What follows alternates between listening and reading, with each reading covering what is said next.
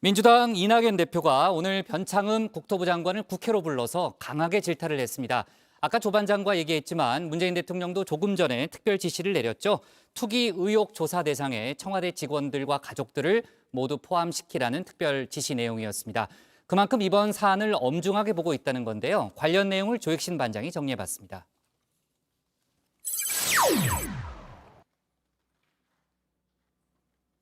더불어민주당 이낙연 대표가 변창흠 국토교통부 장관을 국회로 소환했습니다.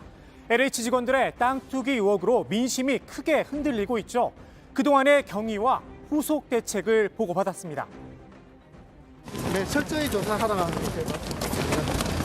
어떤 선입견도 갖지 말고 철저히 원칙적으로 조사를 하고 그 결과를 국민들에게 공개하라 이렇게 말씀하셨습니다. 전수조사가 광범하고도 확실하게 이루어져야 하기 때문에 그리고 정부가 그걸 하겠다고 하니까 우선은 지켜보겠습니다.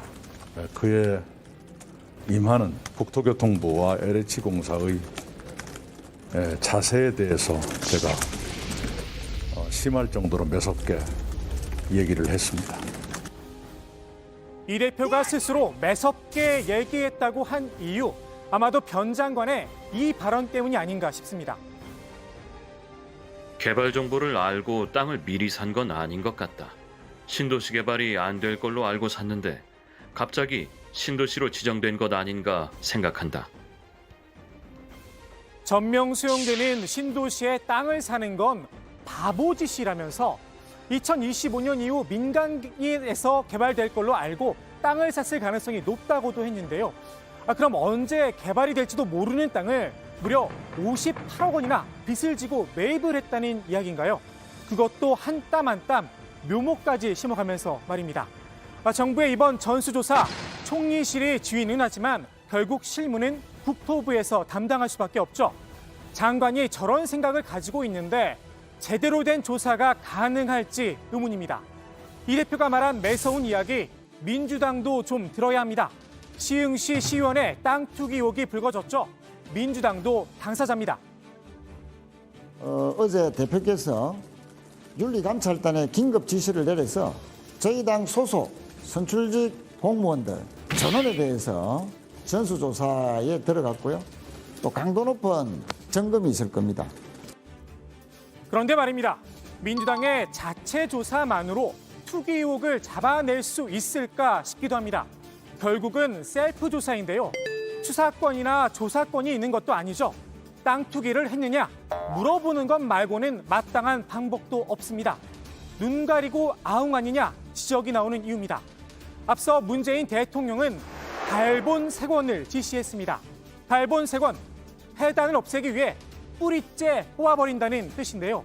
정부의 합동조사도 의혹을 모두 해소하기엔 뭔가 부족해 보입니다. 이번에 조사 대상에 국토위 공무원이나 청와대 정책 책임자도 대상이 되나요? 국토위? 국회 국토위 소속 공무원과 청와대 국회나 청와대는 검토한 바 없습니다. 더욱이 정부에선 속도를 강조하고 있습니다. 다음 주에 1차로 국토부와 LH 직원들에 대한 조사 결과를 발표한다고 합니다. LH 직원만 10,000명이 넘습니다. 전직 직원의 배우자와 직계 좀비 속 가족들까지 그 숫자만 해도 간단치가 않습니다. 국민들이 원하는 게 과연 속도일까요? 아니면 정확한 진상조사일까요? 이번에 드러난 땅 투기 의혹 정말 빙산의 일각일 수 있습니다.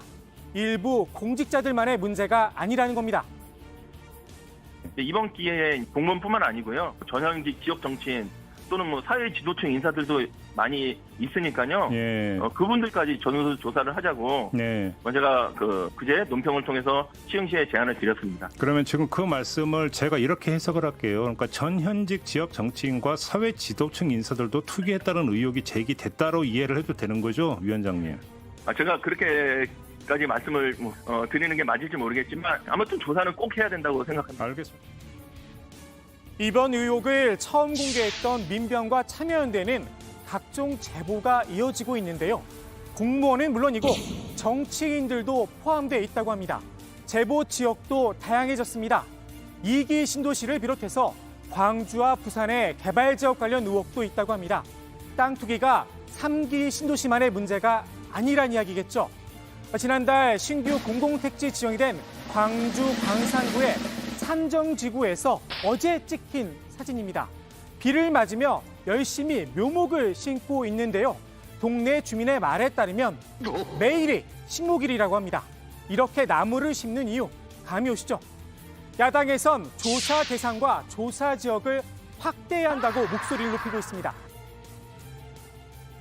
어두운 등잔빛을 제대로 밝히기 위해 청와대, 국회, 그리고 지자체장 및 지방의회 등 관련 당사자들에 대한 전수조사가 반드시 필요합니다. 택지 개발뿐만 아니고 각종 공공개발에서 이런 알박기, 소위 알박기나 내부 정보를 이용한 투기가 있는지 없는지 이런 것들을 샅샅이 모두 살펴나가도록 하겠습니다. 국민의힘은 국회 차원의 국정조사를 강하게 요구하고 있는데요. 민주당의 입장은 미적지근합니다. 정부의 조사 결과를 먼저 지켜보자는 겁니다. 현 상황에 대해서 진상 규명을 하고 재발 방지책을 마련하는데 도움이 되는 것이라면 얼마든지 하겠습니다만은 저는 뭐 그렇게 도움이 되는 해결책은 아니라고 지금 현재 상황에서는 그렇게 생각합니다. 신도시를 둘러싼 땅 투기 의혹, 사실 이번이 처음은 아닙니다. 1기와 2기 신도시가 조성될 때도 땅 투기 의혹이 불거졌습니다. 당시 정부는 검찰에 합동수사본부를 꾸려 이른바 부동산 투기 사범과의 전쟁을 벌였는데요. 1기 신도시 때는 131명, 2기 신도시 때는 27명의 공직자가 구속이 됐습니다.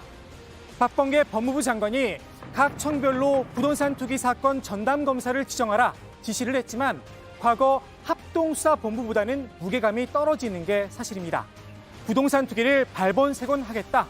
말로만 끝낼 게 아니라면 좀 더 강력한 조치가 필요한 게 아닌가 싶습니다. 오늘 나온 부동산 정책 관련 여론조사 결과입니다.